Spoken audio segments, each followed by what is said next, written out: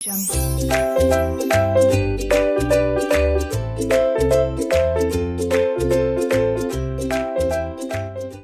hello everyone, and welcome back to my channel name Learning to Learn. As you can see, this is my channel, and there are a lot of subscribers, and I have made a lot of videos, especially playlists. The most popular playlist on my channel is something related to communication or economics, financial management, human resource management, and marketing management. So today our target, or today our topic of communication of or topic of presentation is basically JRF 2021. So ये entire video, don't worry, English में नहीं होगा. This will be in combo language, in English and in Hindi as well, so that all of you can understand this. So yes, many people would be, you can say, aspiring to be you can say JRF for 2021, the next coming attempt. But before that, let me tell you something very important today. First of all, congratulations to all those people जिनका इस बारी net का clear हुआ exam या JRF का exam clear हुआ है. Congratulations to all those who have just recently cleared their net examinations or JRF examinations in 2020 attempt. Now, this is very big congratulations, because it was very brave of the students to go and give the examination at COVID-19 situation, and everything was, you can say, बहुत सारी चीज़ें uncertain थी कि exam होगा नहीं होगा, होगा तो कब होगा, फिर नई date, and everything was very very uncertain. But the students were very brave enough, they prepared a lot, and it was very nice. The whole journey was very nice, and congratulations to all those people who have actually completed either their net or their JRF. Now, so this is something what I wanted to share with you guys. These are the screenshots of I have taken from my WhatsApp of various students who are actually who have cleared, you can say, either their net or their JRF, and they're really very happy. So I got a lot of messages after this actually, but because during this phase also I got a lot of messages and I could not incorporate them, but yes, I personally congratulated and I personally replied to each and every student, and really congratulations to all the student, even जो लोग शायद सिर्फ मेरे YouTube channel पे videos देखते हैं या सिर्फ अनअकैडमी पे आते हैं, और they did not message me personally, or any person who knows me, please heartily congratulations to you.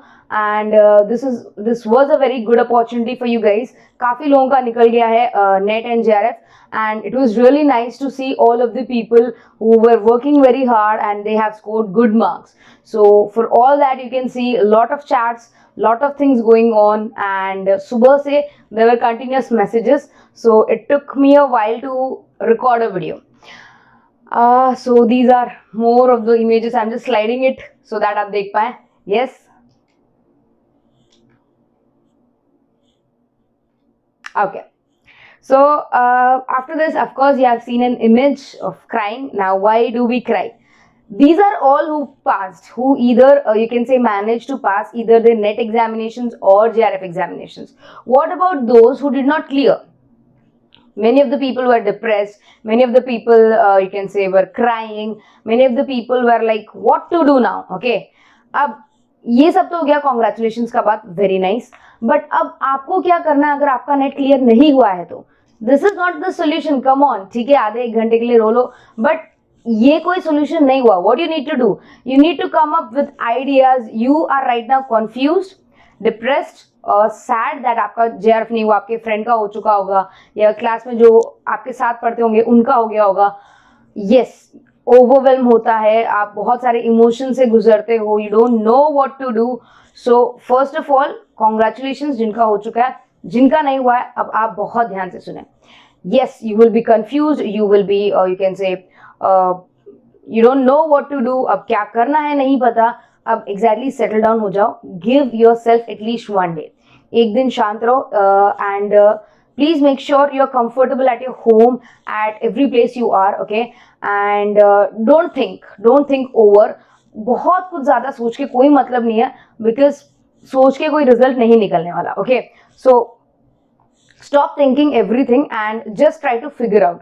अब आपको क्या करना है? अब ऑफ कोर्स आप में से आधे ऐसे होंगे जिन्होंने अज्यूम कर लिया होगा कि हमें नया अटेम्प्ट नहीं देना। काफी लोगों ने सोचा होगा कि हमें अगली बार और मेहनत करनी है और अच्छे से देना है। तो अब जो मेहनत करने को तैयार हैं, जो अगला अटेम्प्ट देने को तैयार है, वो प्लीज इस वीडियो को आखिरी तक देखें। अगर आप ये अभी सोच चुके हैं कि मुझे नहीं देना अगला नेट एग्जामिनेशन या मुझे नहीं अपीयर होना जेआरएफ के लिए, तो अगला वीडियो आपके लिए नहीं, आपका टाइम वेस्ट हो जाएगा, आप यहाँ से जा सकते हैं। बाकी जो डिटरमाइंड है, जो वर्क हार्ड करना चाहते हैं, जो कोशिश करना चाहते हैं, you please keep watching. Okay, so अब हमारी स्ट्रैटेजी क्या होगी? अब हमारी स्ट्रैटेजी होगी पढ़ना।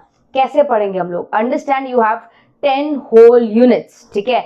और पिछले अटेम्प्ट से आपको पता चल ही गया होगा that you should not ignore any unit. कोई भी यूनिट अगर आप इग्नोर करते हो ईदर ऑफ पेपर 1 और पेपर 2, बहुत मुसीबत आती है। आप खुद के लिए एक बहुत बड़ा खड्डा खोद रहे हो। आपके 6 महीने 8 महीने की प्रिपरेशन पूरी वेस्ट चली जाएगी अगर आप 1-2 यूनिट्स भी स्किप कर दोगे। तो skip is not an option, make sure you remember that. तो अब हमें क्या करना है? अब हमें स्ट्रैटेजिकली चलना पड़ेगा। स्ट्रैटेजिकली चलने का मतलब सबसे पहले आप पूरे सिलेबस को गो थ्रू कीजिए। आई थिंक काफी लोगों ने गो थ्रू किया भी होगा, but yes, after going through you can agree with me that the whole you can say syllabus is covered into 60% theoretical part and 40% practical. Actually 40% we need, it is only 30%. Reason being we have data interpretation, logical reasoning and mathematical reasoning. Reading comprehension practice के साथ अच्छा भले ही हो जाता है, लेकिन उसमें आपकी थोड़ी theoretical knowledge चाहिए होती है। एटलीस्ट बेसिक इंग्लिश की नॉलेज आपको चाहिए ही होती है, right?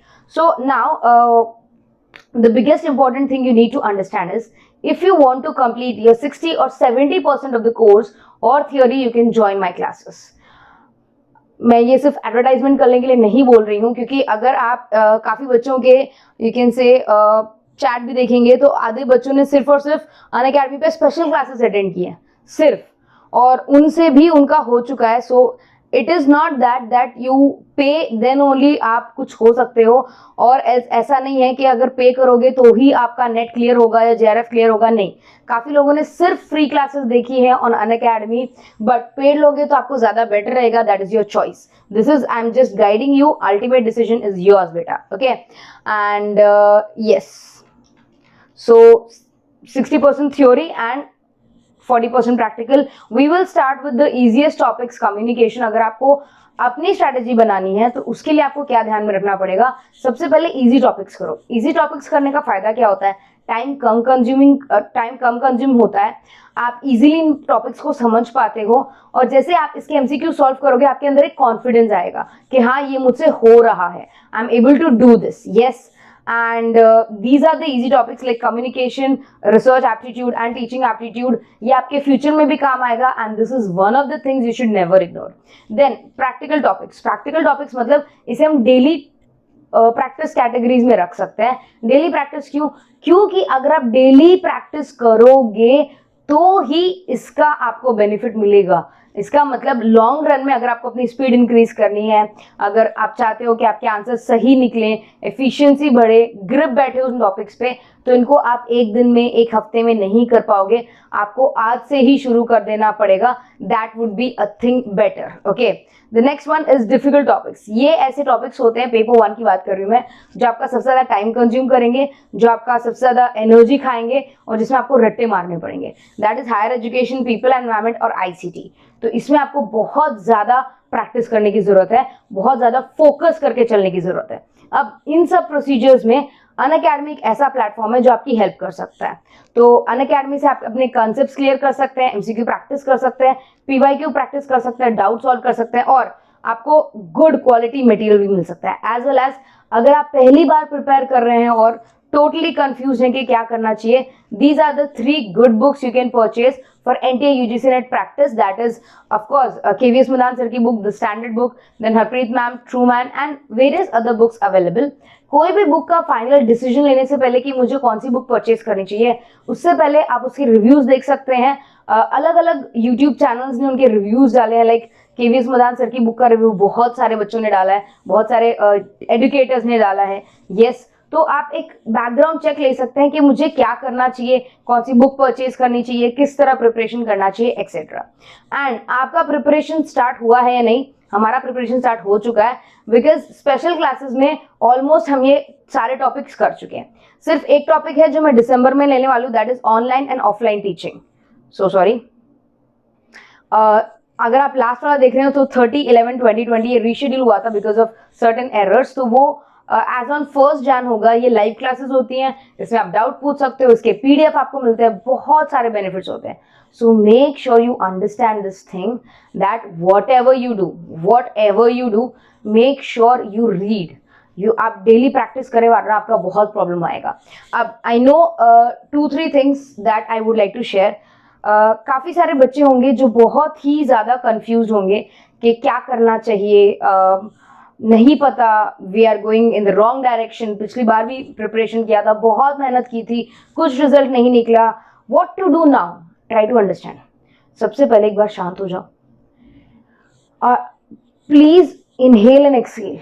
Please, you are very, you can say cautious right now, you are very overwhelmed, you are very, you can say आपके अंदर बहुत हलचल हो रही है, राइट? सो पहले एकदम शांत हो जाओ. उसके बाद the biggest thing you can do is start. अगर आपने अपना क्वेश्चन पेपर या आंसर शीट डाउनलोड किया है, उसको एक बार गो थ्रू करो शांति से. अगर आपने 8 महीने लगाया ना पेपर देने के लिए, तो और 2 घंटे तो लगा ही सकते हो ये रियलाइज करने में कि एग्जैक्टली गलती कहाँ हुई.